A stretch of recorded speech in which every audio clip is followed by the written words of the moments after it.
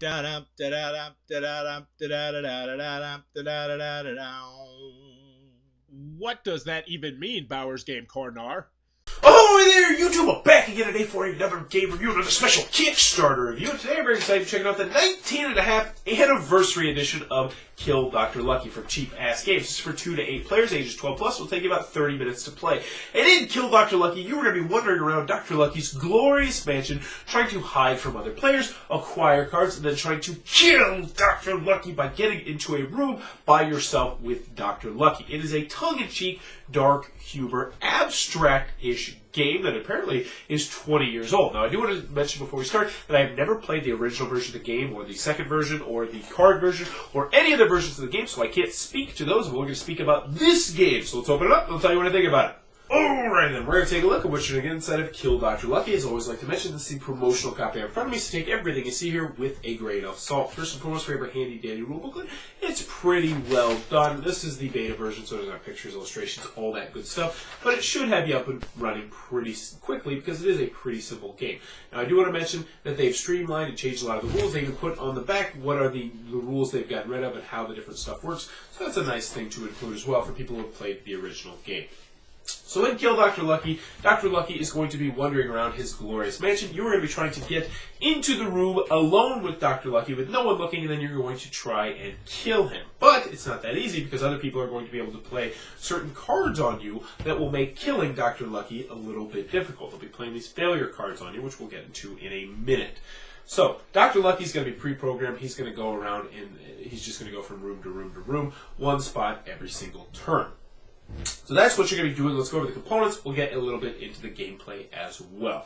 So in Kill Dr. Lucky, you're going to be taking control of one of these pawns here, which is going to correspond with a certain color. And a big thumbs up to Cheap Ass Games because they decided to make these, boom, double-sided. So no matter what color you are, you can play as a man or a woman. And they each have their own unique flavored text, which is always good as well. I mean, it's the nice little touches like that. They could have easily just regurgitated the flavored text or not put flavored text are, but they did, and it adds to the theme of the game. So big thumbs up on that.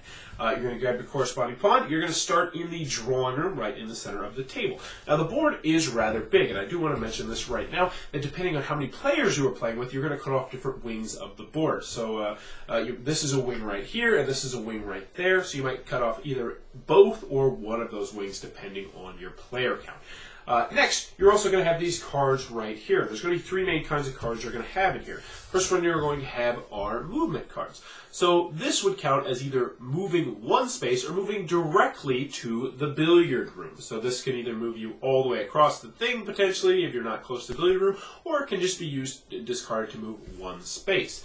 Next, you're going to have weapon cards. Now, these are going to be cards that you're going to use to kill Dr. Lucky. So this weapon is always, it's a Civil War cannon. It's always going to be worth 3 no matter where you are. However, if you are in the armory, it's going to count as 6 attack points as opposed to 3, which will make it a lot easier, or a lot more difficult for other people to stop you from killing Dr. Lucky. Last but not least, you're going to have failure cards. These will have different numbers on them. They'll have different lucks on there. And they will also have a humorous, generally little piece of flavor text. A hint of regret stays your hand, it won't last. This one's not too humorous. But this is going to be how people stop you from killing Dr. Lucky. So, what are you going to be doing on the game? You'll start off in the drawing room. Before we get started, I do want to mention how the line of sight works. Because as I mentioned, the way to kill Dr. Lucky is that you are in the room by yourself with him and no one else can see you. So for instance, let's pretend Blue is in the same room with Dr. Lucky and he is ready to kill Dr. Lucky. It's not that easy though because the black guy is in the dining hall and he can see into the lilac room, which would mean that he would not be able to kill Dr. Lucky because someone could see into that room. So for instance, let's look at the parlor. The parlor is going to be able to see into the billiard room. It's going to be able to see into the, the drawing room. It's going to be able to see into the carriage house because of all the doors connected, and it's going to be able to see into the servants' quarter. So it's going to be pretty hard to kill somebody in the parlor because there's lots of doorways there. Whereas if you take a look at the wine cellar, the only person that can see in the wine cellar are people in the kitchen and the winter guard. So which room you're in is definitely going to impact on what you decide to do. So on your turn, what are you going to do? The first thing you're going to do is you're going to take one step. And how that works is you're going to be able to move one space.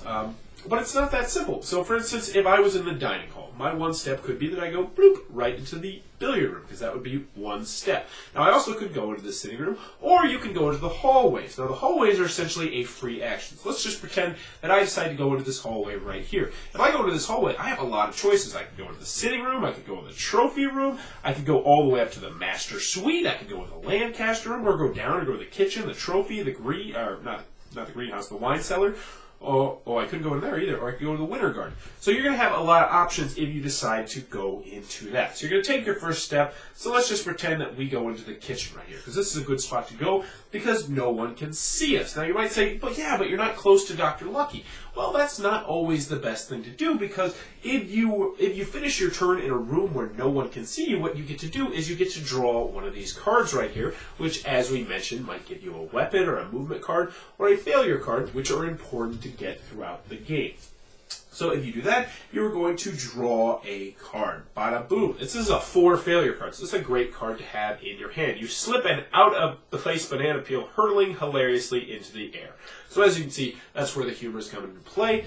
So we now have that, and our turn would essentially be over. Now, some other actions you can do on your turn is you can attempt to kill Dr. Lucky if you're in the same spot with Dr. Lucky. So let's talk about how that works.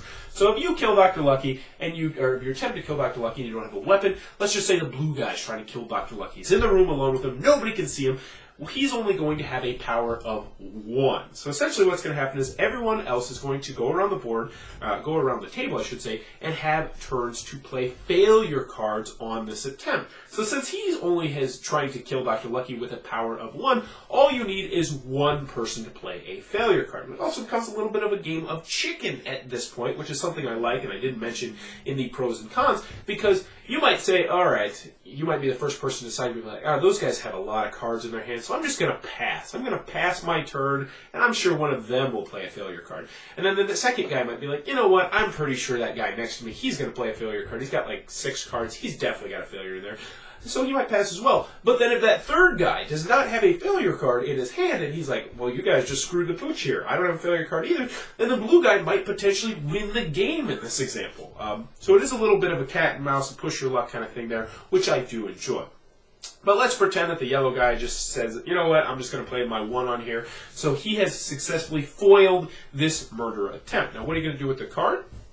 Well, you don't just discard the card. The card is actually going to go to the blue player. So the blue player would get this card. You put it right here. And now the blue player, whenever they attack Dr. Lucky, is going to have their 1 card here, which means instead of just having their normal 1 attack, they're always going to have +2 attacks. So the more attempts you put on Dr. Lucky, the more chances you are going to have to kill him.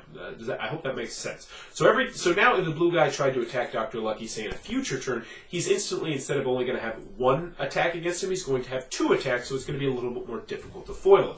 Also, if you're in a specific room or if you have a weapon card, you can play that against Dr. Lucky, which is going to make it more difficult as well. But anywho, everyone's going to take their turn. Dr. Lucky's going to move around. One thing I do want to mention is if Dr. Lucky moves into a room where you are, you immediately take your turn next. And you can't kill Dr. Lucky if someone else is in your room, obviously, because, well, the yellow guy would see you and he would say, yeah, don't kill him. But anywho, you're going to go until someone kills Dr. Lucky. Once someone kills Dr. Lucky, they're going to be the winner of the game. And that, in a nutshell, is how Kill Dr. Lucky is played. Alrighty then, Kill Dr. Lucky, the 19.5 year anniversary edition. God, I'm tired of saying that.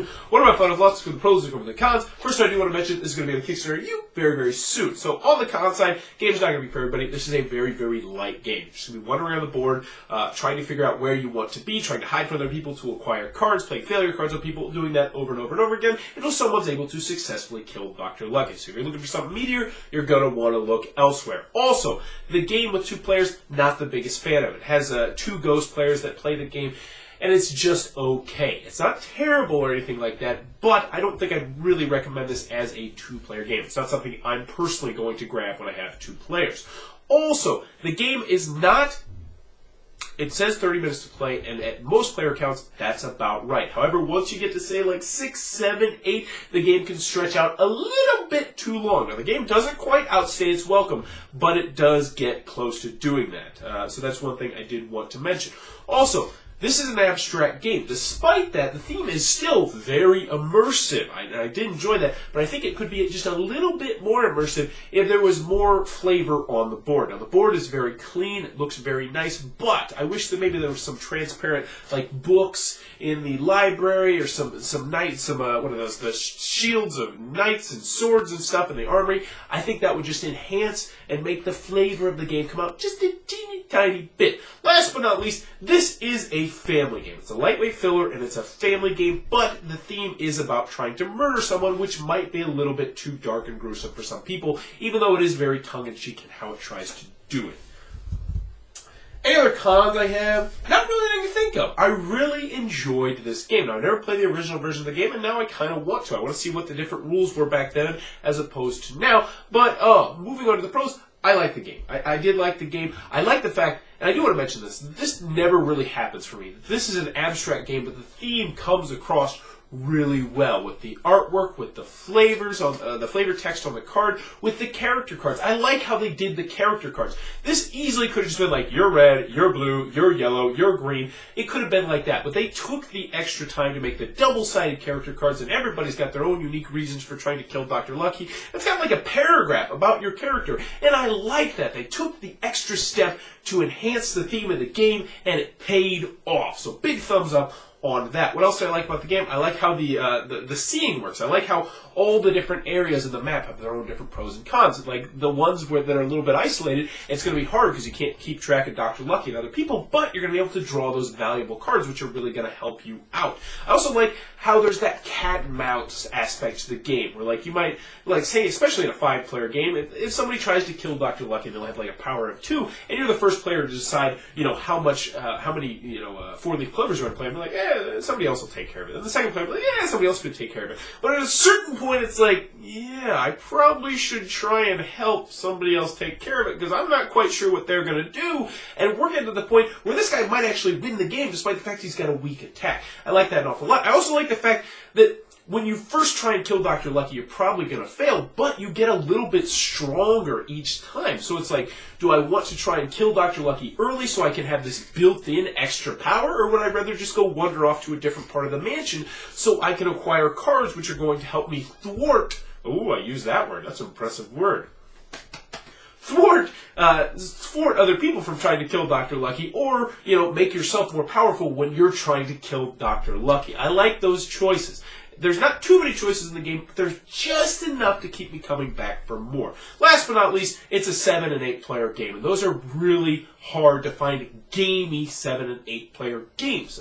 You got your Between Two Cities, your Seven Wonders, your Bang the Dice game, your Cash and Guns, but it's always nice to see more games come in and fit that 7 and 8 player genre, because I routinely hit that number on game nights. So big thumbs up on that. Overall, Kill Dr. Lucky might be 20 years old, but it's still not showing its age. It's a fun, light, abstract / family game that I can definitely recommend if you're in the market for that sort of game. It's coming to a Kickstarter near you very, very soon. I'll be sure to post the Kickstarter link down below and in the comments below. Let me know.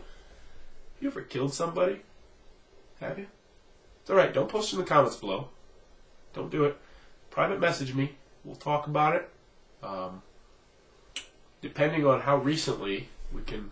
Well, I don't want to incriminate myself, so we'll just private message me, and we'll get this taken care of. Thanks for your time, you too.